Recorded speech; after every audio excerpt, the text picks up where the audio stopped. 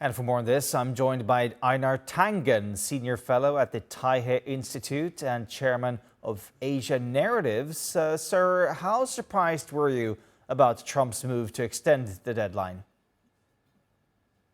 Per, not at all. I mean, this you could have seen this coming when they had the first uh, pause in relationships. What we have here is it's really a tactical pause, and it's a fragile commitment to dialogue. But look at it on two time frames. You have 3.5 years, which is how long Trump is going to be around, hopefully. And that's a situation where you have to know how to play him. So China's slow playing him. They know that even if they make a deal with him, and I think there is a deal coming, a kind of phase 2, where they agree to buy a lot of agricultural and also energy products from the U.S. But it's transactional. If he breaks a deal, they can walk away. And then you have the larger time frame, which is the U.S., Washington is very committed to containing China. And that means that this is just a skirmish. It's not the finish. Oh, just a skirmish. But you're confident that China and the U.S. are going to be able to reach a deal then?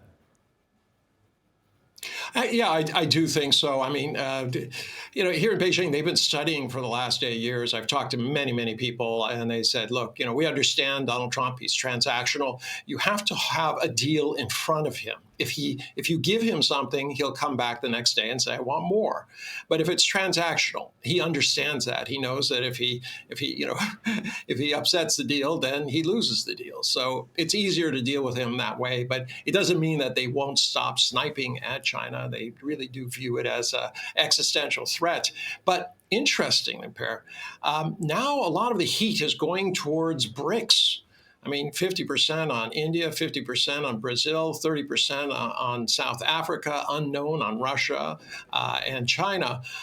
This is a broadside, and you'll notice that Trump has already made it clear that he views BRICS as an existential threat. It's 40% of the world's GDP, majority of population, land, resources, more manufacturing than the United States.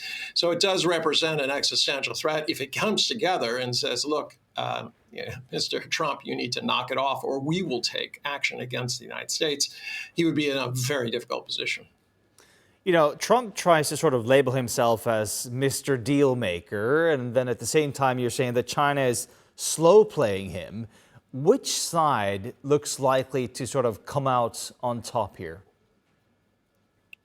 No one comes out on top in a trade war. I mean, we are already seeing a global slowdown in terms of GDP. That means less demand. That means, economies that depend on exporting resources are going to go down. Everybody is going to suffer. The question is, what is the U.S. doing? Think of it this way. Donald Trump is negotiating with other nations to see how much American consumers are going to pay. I mean, if I just said that to you, you'd say, well, wait a second, that can't make sense. Why is he hurting the very people he's supposed to be representing? But this is a sideshow. He makes it sound like he's doing something great, standing up for America. All he's doing is hurting the very people, the MAGA people that he was supposed to help. All right, we're going to have to leave it there. Thank you so much for joining us there, Einar.